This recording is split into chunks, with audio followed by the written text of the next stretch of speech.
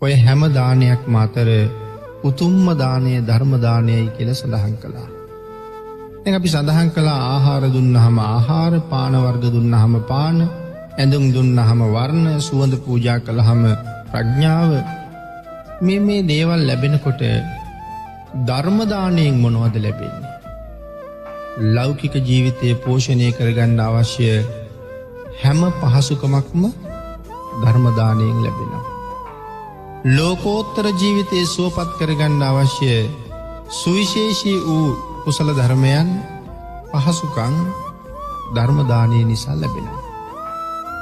ඒ නිසා තමයි හැම දානයක්ම අභිභවනය කරපු මහත්ඵල මහානිසංසදායක වූ එකම දානය ධර්ම දානය බවට පත් වෙන්නේ. එක ධර්ම දානයක් නිසා කෝටි ප්‍රකෝටි ගණන් සත්වයන්, අසංඛ්‍ය අප්‍රමාණ තරම් සත්වයන් මේ භයානක සංසාරයට සදහටම සමුදුන්නා. එහෙමනම් කෙනෙක් සංසාරයෙන් ඒ විදිහට මුදවන්න පුළුවන් වෙච්ච විශේෂිත දානය බවට පත් වෙන්නේ සද්ධර්ම දානමේ පින්කම. එහෙමනම් පින්නතුනි, මේ ධර්ම දානයාගේ මූලිකම තැන වැඩ ඉන්නේ. ධර්ම දානයාගේ හැබෑම උතුමාණන් වහන්සේ බවට පත් වෙන්නේ අපේ බුදුරජාණන් වහන්සේ. ඒ ගැන අපට කරුණුකාරණා අමුතුවෙන් සඳහන් කරන්න අවශ්‍ය නැහැ. භාග්‍යවතුන් වහන්සේ ලෝක සත්වයා සසරෙන් එතර කරවන්න ධර්ම දේශනා කරන්න මොනතරම් කාලයක් උන්වහන්සේ කැපකිරීම කළාද? ඒක අපට හිතාගන්නවත් බැරි කාලපරාසය. කොච්චර කාලයක් අපි සාමාන්‍යයෙන් ගණනින් කියනවද ධර්ම දේශනා කරන්න උන්වහන්සේ පාරමිතා පුරුපු කාලේ? මහා කල්ප අසංඛ්‍ය 20යි ලක්ෂ 1යි. මහා කල්ප අසංඛ්‍ය 20කුත් ලක්ෂ 1යි. දැන් මම මේ අසංඛ්‍ය කියන ගාන මහා කල්ප කියන ගණන් අපේ අයට අමුතුවෙන් කියලා දෙන්න වෙයිද?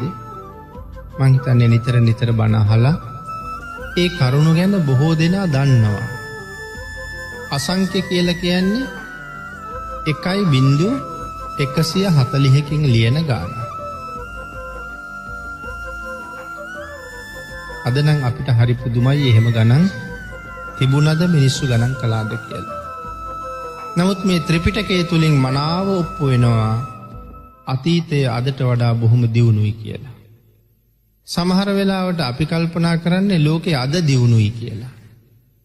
එදා තිබිච්ච දියුණුවත් එක්ක කල්පනා කරලා බලනකොට මේ ලෝකේ අද පවතින්නේ ඊටාම ලදරු මට්ටමක. බෝසත්වරු ලෝකේ පහළ වෙන්නේ දියුණුවේ උච්චතම අවධියේ. ඒ කාලේ මිනිස්සු ගණන් කරපු ගාන තමයි මේ අසංඛ්‍ය කියලා කියන්නේ. එතනින් එහාට ගණන් කරලා නැහැ. එතකොට මහා කල්පයක් ඇතුලේ අසංඛ්‍ය කල්ප 4ක් තියෙනවා. එක අසංඛ්‍ය කල්පයක් ඇතුලේ අන්තර් කල්ප 64ක් තියෙනවා. මහා කල්පයේ ඇතුලේ අසංඛ්‍ය කල්ප 4යි. එක අසංඛ්‍ය කල්පයක් ඇතුලේ අන්තර් කල්ප 64යි. එක අන්තර් කල්පයක තියෙන ආයු ප්‍රමාණය මනුස්ස වර්ෂ වලින් ගණනය කරලා තියෙනවා කොච්චරක්ද? අසංඛ්‍ය 86 ලක්ෂ 40000. එක අන්තර් කල්පයක තියෙන මනුස්ස වර්ෂ ගාන 1.140 ඒවා 86 ලක්ෂ 40000. මේ අන්තර් කල්පයක ආයුෂය. එතකොට අසංඛ්‍ය කල්පයේ ඇතුලේ එවන් අන්තර් කල්ප කීයක් තියෙනවද? 64ක් තියෙනවා. එතකොට මහා කල්පයේ ඇතුලේ එවන් අන්තර් කල්ප කීයක් තියෙනවද? 64 වරක් 4 256ක් තියෙනවා. අසංඛ්‍ය 86 ලක්ෂ 40000 වූවා 256ක එකතුවකට තමයි කියන්නේ මහා කල්පය කියලා. එහෙමනම් මහා කල්පයක ආයු ප්‍රමාණය අපිට ගණනය කරන්න වෙන්නේ කවදාවත්. එවන් මහා කල්ප දැන් කතා කරන්නේ අන්තර් කල්ප අසංඛ්‍ය කල්ප නෙමෙයි, දැන් කතා කරන්නේ මහා කල්ප. එවන් මහා කල්ප 1.140 වූවා 20කුත් තවත් මහා කල්ප ලක්ෂ 1ක්. මහා කල්ප අසංඛ්‍ය 20යි ලක්ෂ එක. ලොවතුරා බුද්ධත්වය වෙනුවෙන් උන්වහන්සේ ආපු ගමන. මහාකල්ප අසංක්‍ය 16ක් සම්පූර්ණ කරනකොට උන්වහන්සේට මුණ ගැහෙනවා සම්මා සම්බුදුරජාණන් වහන්සේ නමක්. උන්වහන්සේගේ නම දීපංකර. ඒ කියන්නේ මේ මහාකල්ප අසංක්‍ය 20 තුල දැන් අසංක්‍ය 16ක් ඇවිල්ලා මේ අසංක්‍ය 16 තුල මුණ ගැහිච්ච එකම බුදුරජාණන් වහන්සේද? නෑ. මේ වෙනකොට 5,12,000ක් මුණ ගැහිලා තියෙනවා.